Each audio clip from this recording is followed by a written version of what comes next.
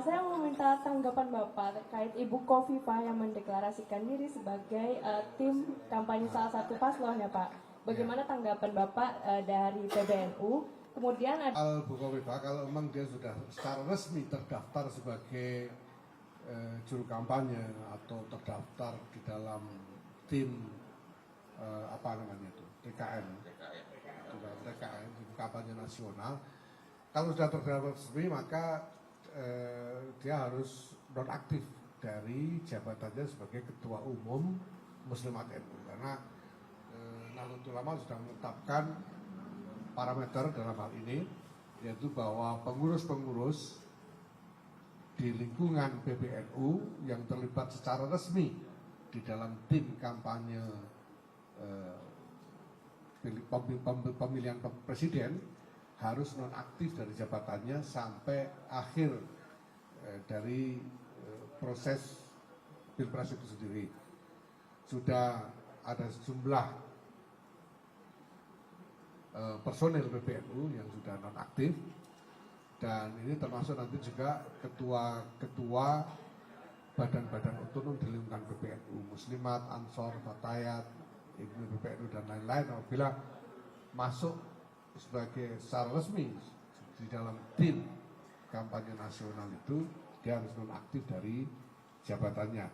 Sedangkan mereka yang menjadi calon dalam pemilu legislatif, kalau mereka ini adalah mandataris kepengurusan yaitu ketua atau roes harus mengundurkan diri dari kepengurusan. Jadi ada sejumlah ketua, misalnya ketua PWNU, kalau saya dan roes am jelas kami tidak menjadi calon apapun dalam pemilu ini, tapi ada sejumlah ketua wilayah dan ketua cabang yang mencalonkan diri baik sebagai calon anggota DPR di berbagai tingkatan dari berbagai partai, macam-macam partainya, mereka harus mengundurkan diri dan harus diganti. Kemudian ada juga yang mencalonkan sebagai anggota DPD juga harus mengundurkan diri dan harus diganti. Parameternya seperti itu. Maka kalau pertanyaannya soal Bu Khofifah nanti kalau secara resmi, ya kalau sekarang beliau mengumumkan bahwa beliau menjadi juru kampanye, nah kita lihat kalau sudah resmi masuk di dalam tim kampanye, ya beliau harus nonaktif dari jabatannya sebagai ketua umum Muslimat.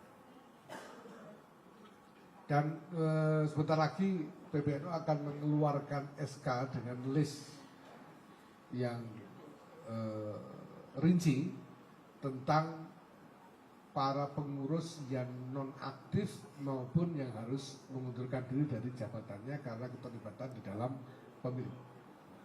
Kami sudah membuat rincian, ada beberapa puluh orang pengurus dari berbagai tingkatan mulai PBNU sampai ke ranting yang terlibat secara resmi atau menjadi calon dan mereka harus nonaktif atau harus mengundurkan diri dari jabatannya. Nanti akan ada SK PBNU khusus rinci mengenai hal ini.